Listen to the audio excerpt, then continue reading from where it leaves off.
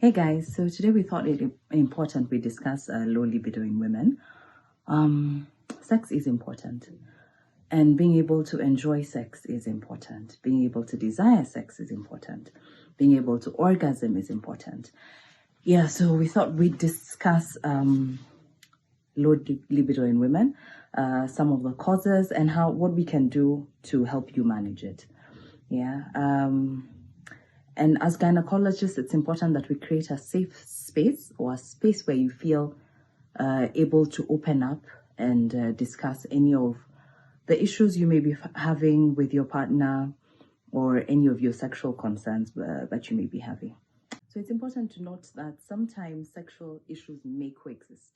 So sometimes you may have low desire for sex, low libido, and that may also be, or rather maybe as a result of the pain you experience during sex, what we call dyspareunia, or maybe because you're unable to achieve an orgasm, and that may be frustrating for you. So when we are discussing with you, we try and pick out the little bits and pieces that may help us find out or determine the cause, rather. Also important to note is medical illnesses. So sometimes if you're hypertensive, you're diabetic, or you have cancer or another medical condition, your desire for sex may be low. Medications also are important to note. Of note is some antidepressants cause a low sex drive in women. Use of substances, so excessive alcohol drinking, smoking, substance abuse, other drug abuse may be associated with a low sex drive. And these are usually important pieces to note in history. When we're taking a history, we'll also ask you about your sexual history. And that's why it's important for you to feel safe enough to open up and talk to us, because we'll ask about your current sexual partner, whether you and your partner have any relationship issues, whether you feel like whether you feel like your partner is hearing and listening to your needs. And this is not just sexual needs, because women are very emotional. We're very emotional beings. So for us, sex starts from, a lot of people say from the mind, but it's from you feeling very comfortable with your partner, and from you feeling very safe around your partner. Also want to know your sexual history and your relationship history. So want to know how your previous relationships were, whether you had any sexual issues in your previous relationships, whether there's history of physical abuse in your previous relationships, sexual assault in those relationships. In your current relationship, we want to know how you and your partner relate, whether you feel heard. Women are very emotional beings, so we want to know whether what your relationship with your partner is like, whether you feel like your sexual needs are met.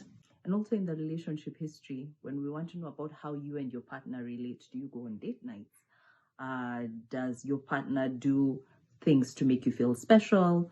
Does he buy you flowers if you like being bought for flowers? Does he cook dinner if that's what you like? Yeah, and whether you feel like you're being heard in a relationship. Again, women are very emotional beings, and we like to emotionally connect to our partners before we physically connect. Yeah. Another issue that we also try to bring out or try to ask about in history taking is whether your partner has any sexual issues as well, such as premature ejaculation, erectile dysfunction. Sometimes this can also affect your sex drive as a woman. And we will have a segment, I think sometime this week or next week, on that, where we'll be discussing that. Other life stressors can also affect one sex drive. Yeah, so you may be really busy at work, you may be in school, you may have children you're taking care of, you may have a sick child. All these can affect your sex drive. So it's important to be open about them when you're in counseling or with your gynecologist and with your partner as well. Yeah, remember we said communication is very, very important. Yeah, so what can we do to help you? So like I had said before, sex therapy and counseling is very important. So first talk to your gynecologist, and then she will recommend someone, a sex therapist, that you can sit down with and talk to together with your partner and go through these challenges that you may be having. Medication. We can also use medication to help increase your libido. Again, management is targeted to the cause. So in some cases, we can use medication to help increase your libido.